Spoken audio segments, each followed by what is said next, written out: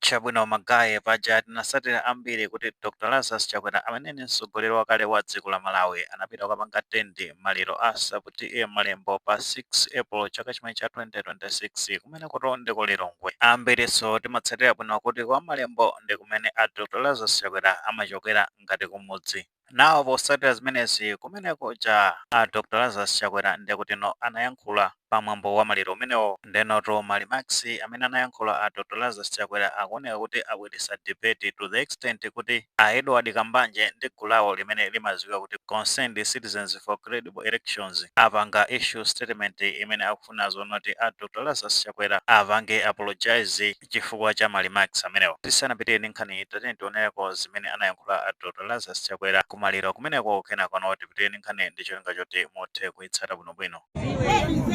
Vantu amene adamenya nkhondo masiku awo, anthu amene adapha vanthu masiku awo, koma adatiuza ife adzukulu awo kuti mukhale anthu amtendere. Machimo wonse ndachita ife, nkhanza zonse ndachita. Dzina la Chakwera la nkhondo, dzina la Chiwaula la nkhondo, dzina la Chisinga la nkhondo, koma adati zimenezo siyani. Ndiye ine munthu wa mtendere kuvomereza kuti Amalawi tikhale pa mtendere tisachite nkhondo.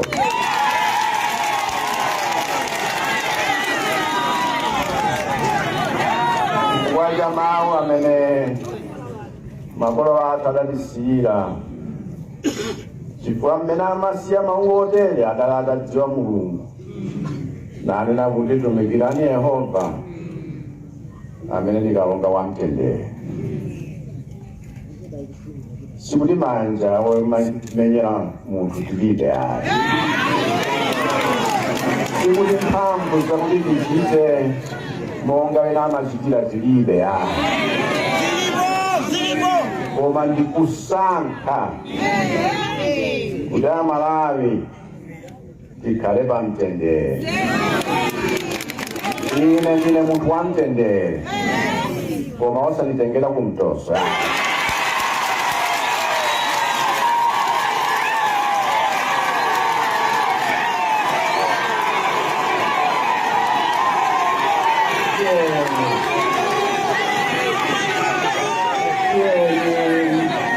Ilemegezane chifukwa ine pokhala Lazaro wakuno ndinenso Lazaro m'Malawi. Ndilibe kwathu kwina yani, ndipo ndidzalemekeza Malawi anzanga kulikonse. Ngati Lazaro kwawo nkwa Malembo, mudziwe kuti Lazaro kwawo nku Malawi.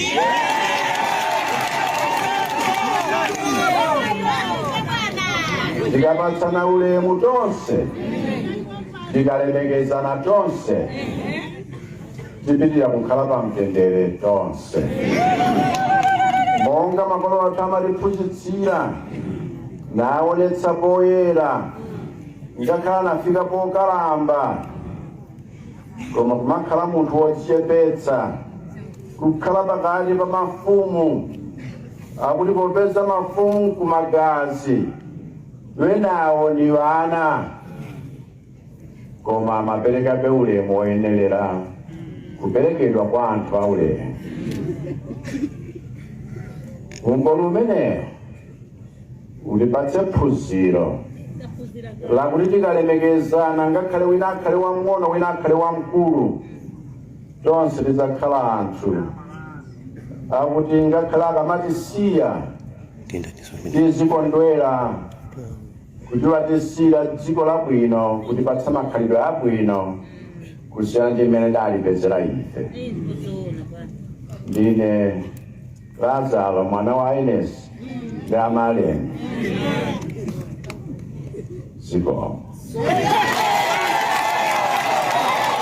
chabwino tamva zimene anayankhula komanso taona mmene zinalire kumeneko kwa Malembo. Tikatsatano bwinobwino pa zimene ayankhula a Dr. Lazarus Chakwera ko issue pa zimenezi ndi interpretation ya Achakwera Silitoliki potsatira electoral defeat kuphatikiza pamenepo mmeneso amapangira address ma critics awo a Dr. Lazarus Chakwera and speech imene ya Dr. Lazarus Chakwera ndiye kuti yapanga touch on his personal philosophy ya usogoleri wawo kuphatikiza pamenepo his reaction to the intense criticism yomweno akhala akukumana nayo since anachoka pa mpando wa mtsogoleri wa dziko. Andiso tikasatira bwinobwino arguments ya a Dr. Lazarus Chakwera pa nkhani yokhuza ndi peace. Iwo watu a Dr. Lazarus Chakwera akunena zona kuti asankhano peace kupanga refuse kuti apange responde kuma critics chifukwa chonena kuti ndi mmene iwo a Dr. Lazarus Chakwera analeredwera ndi maparents awo and apangaso framed his silence osati as lack of defense komano as disciplined moral choice.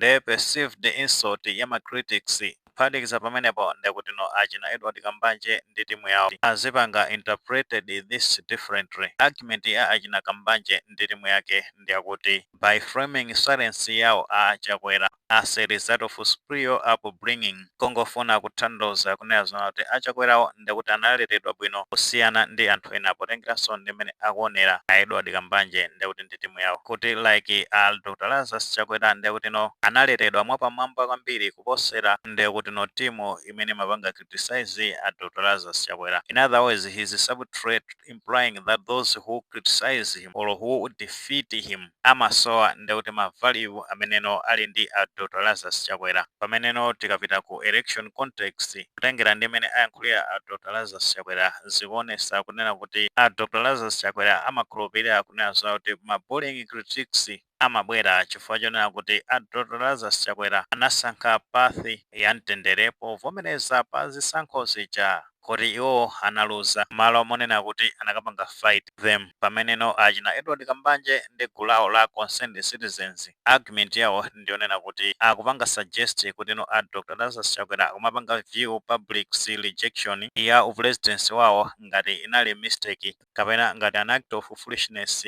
on their part. And tikasatira bwino pa zimene akuyankhula a Edward Kambanje akunena zona kuti narrative ya a Dr. Lazarus Chakwera ndekuti kupanga divide dziko kukhalatu magulu angapo. Gulu loyamba ndekuti ndi la civilized supporters, gulu limeneli ndekuti ndi limene limapanga support a Dr. Lazarus Chakwera, pamene gulu lina ndi la uncivilized critics, gulu limene limakhala likuloza a Dr. Lazarus Chakwera chala. Kuphatikiza pamenepo ndekuti a Edward Kambanje ndi timu yawo akuona zona kuti a Dr. Lazarus Chakwera democratically ndekuti ali accountable ku public. And pa zimene ayankhula a Dr. Lazarus Chakwera akuona ngati kuti akupanga dismiss attribute towards criticism ngati an attempt to invade criticism imeneyo yomweno ndi zoyankhulidwa zakulephera kwa usogoleri wa a Dr. Lazarus Chakwera ngati economic crisis. Kuphatikiza pamenepo ndekuti ma corruption scandals zomweno zinapangisa zona kuti akumane ndi defeat pa chisankho chicha chimene chinachitika pa 16 September 2025.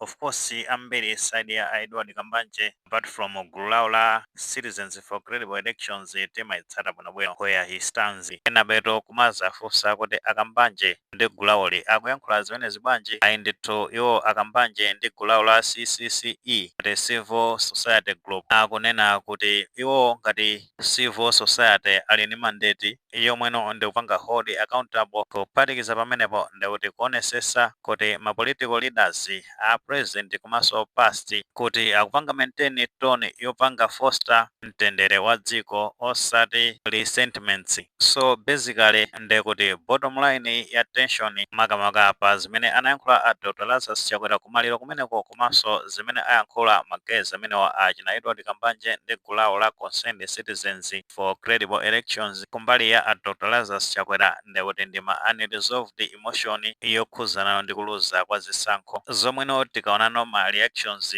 makamaka muka footage kameneka kuchokera kwa ma supporters maso timu imene inali pa maliro amenewa zikuoneka kunena kuti anthu amenewa atenga ma remarks amenewa ngati kuti akuchokera kwa statesman. Pameneno tikapinana ku timu ya Edward Kambanje ndi anzake akuona ngati kuti ndi refusal to accept the reality ya public dissatisfaction yomweno erupt in moral packaging that they find patronizing. Of course potengera ndi zimene ayankhula achina Edward Kambanje ndi timu yake ndikuno mbali ya mtsogoleri wa akale wa dziko Dr. Lazarus Chakwera sanayankhepo pa malimax amenewa tikhupa kuti akayankha ndikuno tibweranso kuzafotokozera pa zimene ayankhula mbali imeneyo. Kutheka tomwe ni maganizo pa nkhani imeneyi pamene tiyankhula zona kuti pa malimax amene anayankhulidwa ndi Dr. Lazarus Chakwera kwa malembo achina Edward Kambanje ndi timu yawo ya Citizens for Credible Elections akufuna apology kuchokera kwa Dr. Lazarus Chakwera makamaka pamene akuyankhula zonena kuti malimax amenewo ali ndi kuthekera kogawanisa amalawi. Ngati maganizo amene alipo fotokozani comment section kwa mulemekezaso maganizo anzathu.